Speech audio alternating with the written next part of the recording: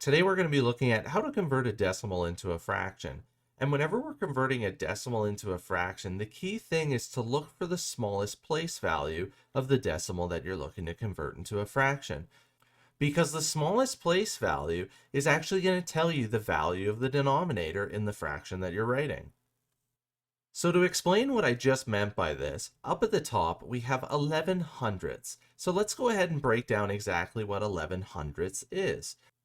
So looking at the tenths place, if you could imagine a pie that's been split into 10 equal parts, we would represent that pie as a fraction of a denominator of 10, because we know that there's 10 equal parts in that pie, and the 1 here would represent one part of the 10 pieces of pie. So that would be our numerator of 1.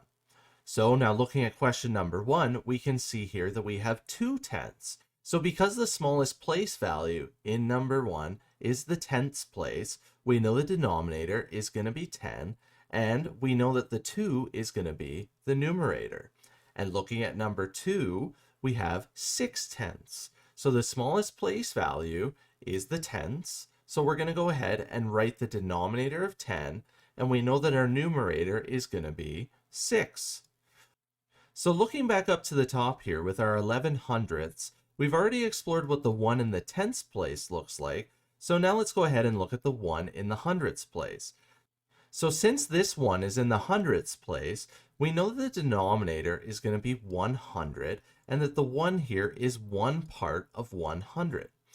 So now how do I write 11 hundredths? Well, if I'm looking to do this, I know that I could add 1/10 plus 1 hundredths, but the problem is they need to have equal denominators. Luckily, 10 is a multiple of 100, and I know that if I multiply 10 times 10, then I'm going to have a new denominator of 100. And since I multiplied the denominator by 10, I know that I need to multiply the numerator by 10 as well. And 1 times 10 equals 10. So now that I have the same denominator, I know that I can just go ahead and add these fractions together. The denominator doesn't change, it's still 100, and 10 plus 1 gives us 11. So that's why when we're looking to convert a decimal into a fraction, we look for the smallest place value, because that's going to tell us the denominator of the fraction that we're writing. So looking at question number 3, we have 73 hundredths. So since the smallest place value is the hundredths place, we know that the denominator is going to be 100, and that the numerator is going to be 73. And looking at question number 4 here, we have 146 thousandth.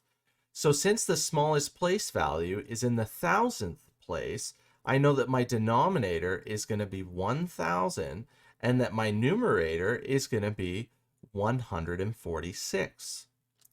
So I hope this video has helped you to understand how to convert a decimal into a fraction. Thanks again for watching, and please don't forget to hit the like and subscribe button below. As always, enjoy today's math lesson.